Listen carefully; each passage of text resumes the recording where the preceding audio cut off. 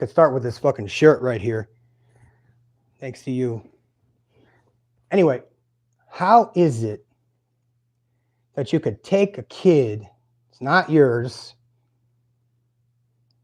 and do your best up to a point, and then completely have nothing to do with them after that? Explain this to me. That kid tries everything he has in his power to get your attention, your affection, and almost systematically rejecting him. And the only way they find this out is when your friends tell on you later. Your friends, like your lawyer, it says, I got serious problems with my son, but you don't talk to your son about it. You talk to a goddamn lawyer. Speaking of lawyer, you know, I got in trouble once. I'll tell you guys about this. I got in trouble once and got locked up, drunk and fighting. Okay? Let me ask you something. Would you, if your son was locked up, fighting, drunk as an adult, would you let him sit in jail? How about this? Let's go back a step further. Why would you let a guy that you know his girlfriend does drugs like cocaine and your friend has never done drugs before, why would you let that friend get involved with that girl and go live with her? Why would you not say anything at all?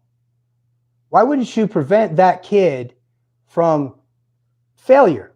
Why would you allow a friend that is hooked up with a girl who does drugs because you don't care? You want to see him fail. What happened? How about this? Why would you take on somebody else's kids?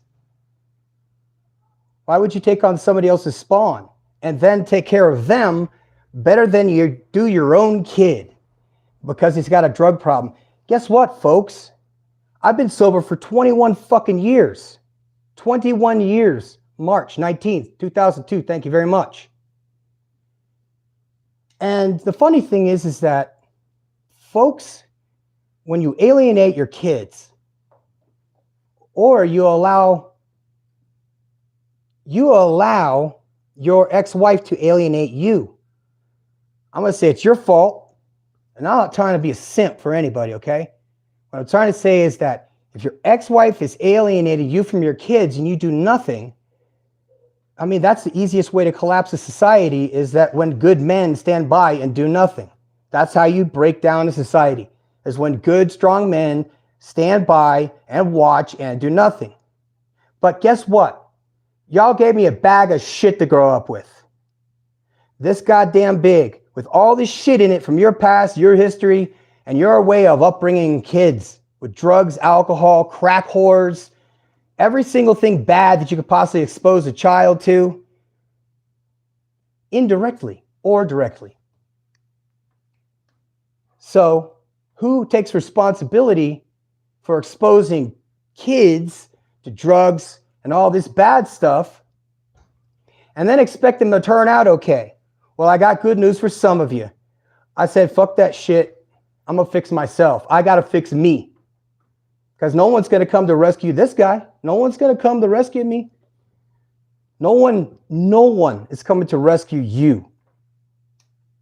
And sadly, hear that shit? Sadly, you know what's going to happen?